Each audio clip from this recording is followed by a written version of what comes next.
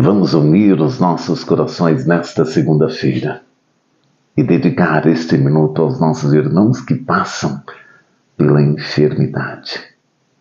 Vamos lembrar desses nossos irmãos que estão passando por um momento delicado em suas vidas por conta da enfermidade. Aqui te entregamos este pedido, Mãe.